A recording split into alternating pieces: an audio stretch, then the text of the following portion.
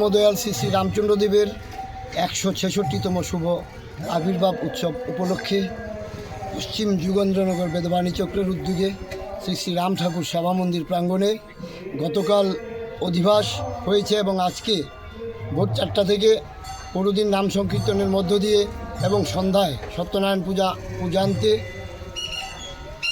শ্রী শ্রী ঠাকুরের 166তম শুভ আবির্ভাব উৎসব উদযাপিত হতে চলছে পশ্চিম যুগেন্দ্রনগর বেদবাণী চক্রের উদ্যোগে।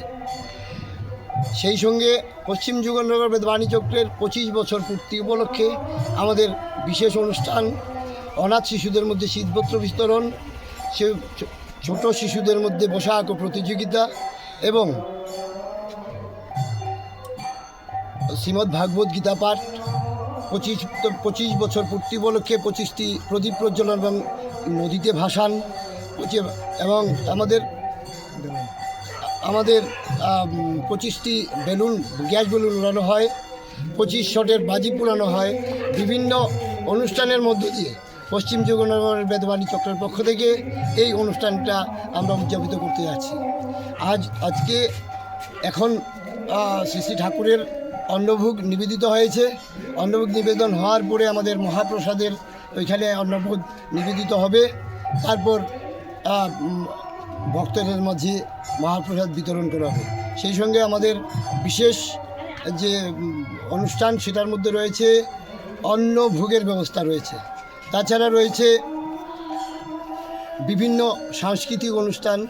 আমাদের পশ্চিম যুগেন্দ্রনগর বেদবাণী চক্র গত 25 বছর যাবৎ বিভিন্ন ঠাকুরের আরাধনা ছাড়াও বিভিন্ন সামাজিক কাজে লিপ্ত, যেমন দুস্থদের মধ্যে পঠন সামগ্রী বন্টন, রক্তদান শিবির, অনাথ যারা অসহায় যারা দুস্থ রোগী আছেন তাদেরকে সাহায্য করা, কন্যাদায়গ্রস্ত তাদেরকে আমাদের সাধ্যমতো সাহায্য করা।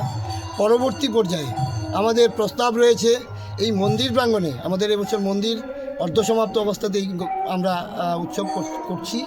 উৎসবের পরে আমরা এটা পূর্ণাঙ্গ রূপ দিতে চেষ্টা করব এবং আমাদের কাছে যা প্রস্তাব রয়েছে এই মন্দিরকে সামনে রেখে আমরা গরিব ছাত্রছাত্রীদের অবৈতনিক শিক্ষাকেন্দ্র চালু করার প্রস্তাব রয়েছে বিনামূল্যে চিকিৎসা পরিষেবা দেওয়ার, আরও অনেক সেবামূলক প্রস্তাব রয়েছে।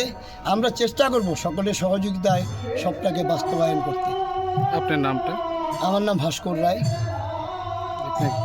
উনি অরুণকান্তি ঘোষ বেদবাণী চক্রের সম্পাদক, উনি বেদবাণী চক্রের সহ সম্পাদক, উনি হচ্ছেন কার্যকরী কমিটির সদস্য অঙ্কুর দাস।